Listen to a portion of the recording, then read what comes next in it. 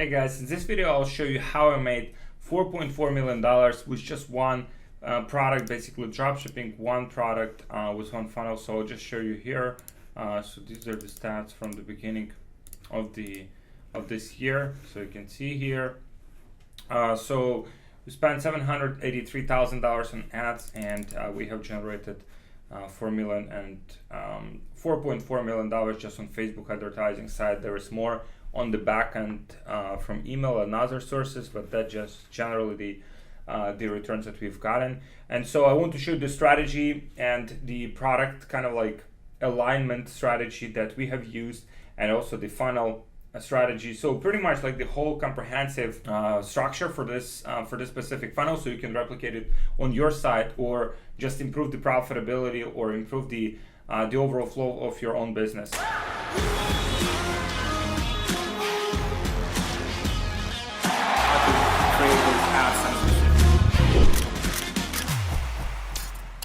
$4.4 million was one product funnel dropshipping, and pretty much the anatomy of this product, guys. And this is so important. I see a lot of people, they want to dropship, and they dropship products that are pretty much like very low profit margins, or products that don't have like a lot of potential, because they don't do like sufficient amount of like research before they start selling the product, and pretty much selling the product that are not solving any particular product just because they like the products personally, or they have some kind of like intuition or something for the product without doing the proper research. So the product that we sell here is it's weight loss product. It's not exactly like a weight loss, but pretty much it's solving this product problem partially. We don't advertise like weight loss aggressively on Facebook. As you know, Facebook doesn't like weight loss. I mean, pretty much Facebook is aggressive to all advertisers, not just those that advertising weight loss products. Now this product sells in cycles and seasons, and that's what I see a lot of people do. Like they would have the product would do well for a specific amount of time, and then after some time the product would simply either like stop working, or something would happen, and pretty much what would happen is they would just abandon it, right? What we've done here with this product and with other products that we sell is we just come back to them, right? So for example, each product from my observation, just goes in cycles. So some of this, sometimes it might sell well, then it doesn't sell well, and so kind of like goes in cycles. So the same with this product, it goes in cycles, but we already learned these cycles, because every month or two we would let's say even if the product stopped working, we would reactivate it and see if it would still perform, right? And so that would happen with a lot of products. So there's a lot of money to be made just pretty much going back to products that worked for you in the past and just reactivating them and see how they go.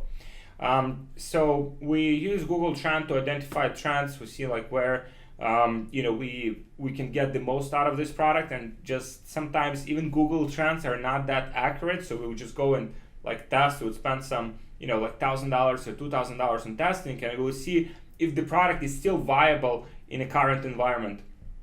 Here we have $90 margin per sale, so which is pretty good, right? So we use a funnel, and we use specific structure for the funnel, so we're maximizing the kind of the conversion rate and also the average order value.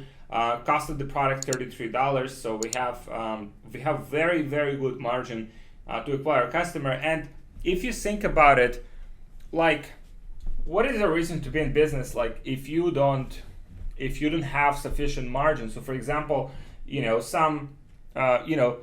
like for example, take an iPhone, right? So iPhone, like it costs like $100-$200 to make the iPhone, right? But they sell it for $1,000. I mean, I don't know how much this one. It's probably like $1,000. I paid for the last one, and people still buy it, right? Because they build the value, they build this anticipation, a lot of factors, and very good marketing. But then, and the product itself is awesome. But I mean, could they sell it for $500? Probably yes. Probably like a little bit like more people would buy it because they would be able to afford it. But then, if you want to spend money on acquisition, if you want to spend money on marketing, if you want to hire amazing team members, if you want to like build the infrastructure for your business, then your margins need to be good.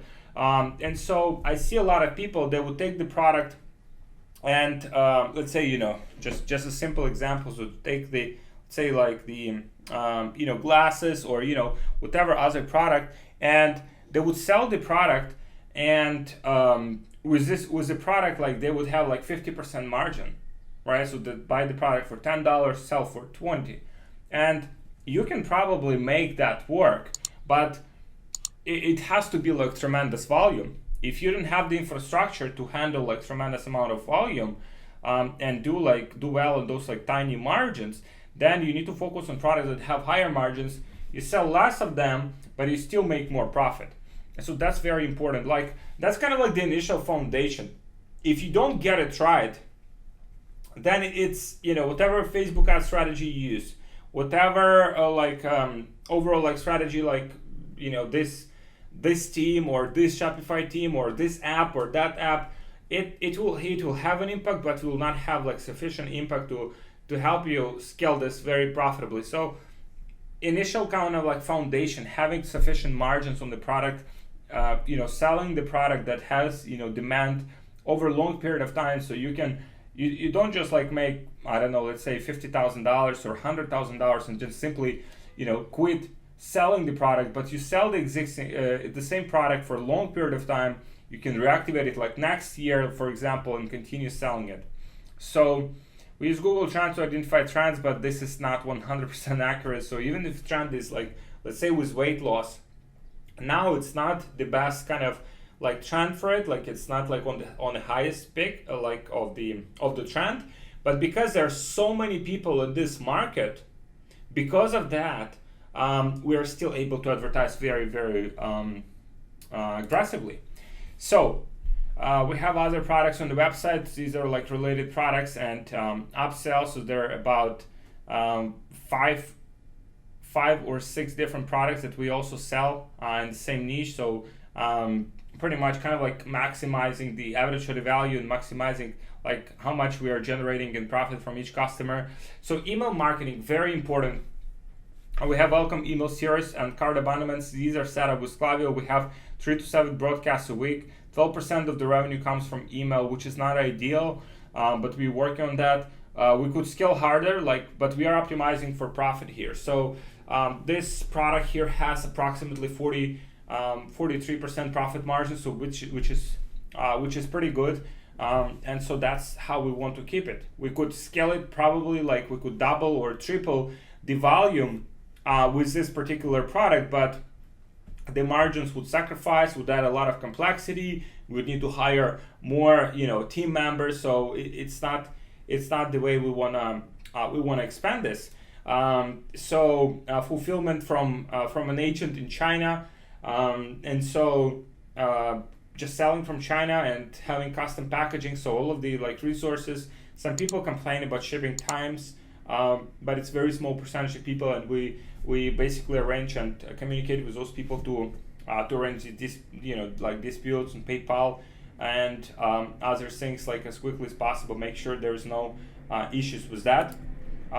With ad strategy, we started with 10 creatives, and initially we validated the product. We knew for sure the product works. So one of them, pretty much like, so initially you make sure the product actually sells, right? That's very important. The product itself is like a foundation, right? Then the creatives, right? So we tested 10 different creatives. I see a lot of people, they only sell test 1-2 creatives, and this is simply not enough in my experience. We tested 10. One of them worked. We made $200,000 with it initially. Then we tested, since then, over 100 different angles and video creatives, and 5 of them went to pretty much like make majority of the sales, $4.6 million in sales. With this product, we have the best months are October and January. And pretty much for those, like when we need to scale like more aggressively, we have cash, we have all assets prepared, like we have the creative, we have a lot of different things prepared. We have backup business managers. So this business manager ad account was able to survive a lot. But then we have other resources in case we need to to do something differently. So this product sells throughout the year, but winter generally is better. So now is good. It still does very well. Just one product, very good profit margins. But generally, winter is the best season where we get the most out of it. Scaling ad strategy. So starting like with $200 ad sets, right? We start pretty high. Interest targeting. Wide interest, we kill losers fast after 1x KPI. So for example, if we can spend $90 or $90 to get a sale, then that's what we allow for testing. After that, after we know the KPI for the add to cart, for example, so let's say we evaluate the data and we know that the average like add to cart for this product should be like $25, then we might give it like $35. If ad set doesn't get like an add to cart, we kill it. So this way we are cutting the ad sets that are not hitting the right segments of the audience very fast, and pretty much kind of like optimizing for the maximum profitability. After 500 events, lookalikes for purchases. So these are like a lot of different variations, 3, 5, 7, 14, 30 days, and we test 1 to 10% in one ad set, right? So these are the ones that have been working the best for us recently. CPOs with 3 ad sets, some of them with 4 budgets, 500 to 3,000, and we kill it if it doesn't perform right away. We have like strict KPIs for the performance. So for example, if let's say we spent like $200 on CBO, like if it's not profitable or if it's not promising, we just kill it. And so that's basically how we structure the advertising strategy. We do the ABOs still, so percentage of the spend still goes to ABOs, but majority goes for CBOs with this account. You can definitely scale to CBOs with like probably like $2,000-$3,000 a day just with ABOs. So for example, having let's say $150-$200 per ad set with your winning audiences, and let's say 20 of those like ad sets, you're easily able to spend like $2,000 per day on ads. So this is it, guys. This is $4.4 million with one product funnel, basically drop shipping product, and it's very decent profit margins. So this is how we've done it, and this is how you can replicate it on your side as well. Make sure the foundation is strong. Make sure you focus on the proper kind of like the product is the foundation, then the funnel of it, right? And then the advertising strategy goes on top of it. So that's very important to keep in mind. Apply these insights to your business, guys. Keep your foundation strong. That's the most important part. And focus on products on higher profit margins, because that will predicate how much you can spend on advertising while still being profitable. So thank you very much, guys. I'll see you in the next video. And make sure to comment below, like let me know what questions you have or what I can help you with, and we'll help you out. If you are looking for help scaling your business profitably, then there should be a link below this video. Apply for a free strategy call. We'll see how we can help you to scale your business. This is only for people who already do well with e-commerce, not for people who are just starting out. If you already do like $1,000, $10,000, $50,000 a day on ads, or in sales, then please apply. It will help you to scale up profitably and build a great infrastructure for scaling. So this is it, guys. Thank you, and I'll see you in the next video.